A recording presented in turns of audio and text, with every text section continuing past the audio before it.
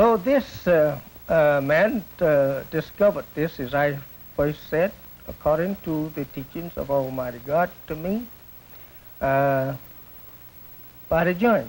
And it still can be proven today that the black man have two people in him. How, sir? Yes, sir. You have to. How is this? How can this be proved? And by the joint. The joint you have here. Take for an instance. Well, let me come to the surface first.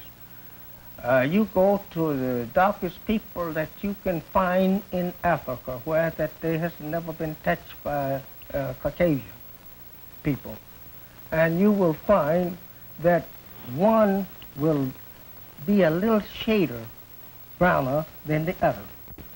And this man set up a birth control law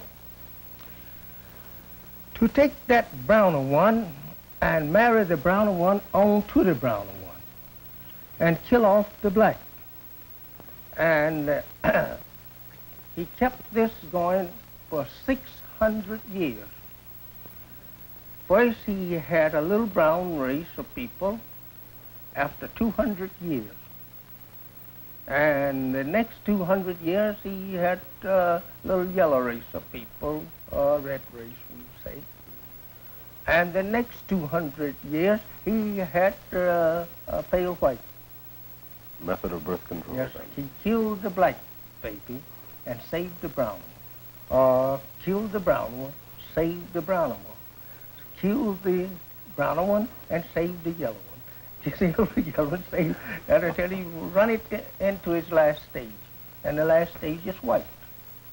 And that can be done today. It is not nothing that is a mystery, impossible. It can be done today. But I don't think that they want any more grafting. I think they've about got enough of that. Yes, and the black is the original. He's the father of them all. All these other races are derivatives of the black race. That's right. That's right. There was something that was mentioned in Volume 2 of the Supreme Wisdom about some of the physical attributes of the Negro, of the black man. Kinky hair, for example. And there was some cite made as to a scientist who had withdrawn himself from his people. Would you explain that? Yes, that happened 50,000 years ago, according to the teachings of Allah to me, which I was with him for 3 years, night and day. I didn't do anything, and he didn't allow me to do anything. He taught me for 3 years, night and day, 7 days a week. I mean, I was confined. I was jailed almost. I had no chance to do anything but just to listen to him. And learn. And so, that's right. And he would carry me out of the city sometimes in his little Chevrolet coupe. And we would sit out there sometime 2 or 3 hours at night, and he would talk to me about the stars and planets and how long this was making and whatnot. And so this scientist, 50,000 years ago, as they are today, they always meets together and discuss, you know, major things that is going to take place. And each one, you know, passes his own judgment of, we say, vote on whether or not it should be done. So this man, he wanted to, his name was Shabazz. He wanted to make a people different from what we had at that time, and he wanted people that could live in the jungles of East Asia and be able to withstand the hot sun and the wild beasts, anything. He wanted to make a tough man. That don't mean now we was not black now. We was black right on. But we was more delicate, you know, and tender than the man that he produced. So he says to the 11 scientists, if you agree with me, he says, we can produce the people to conquer the jungles of East Asia, as they call it Africa today. And he said we could conquer this part of our planet with this type of people. So he gave them the description and the method how to go about it. And he went and waited on answers, and they never would agree with him.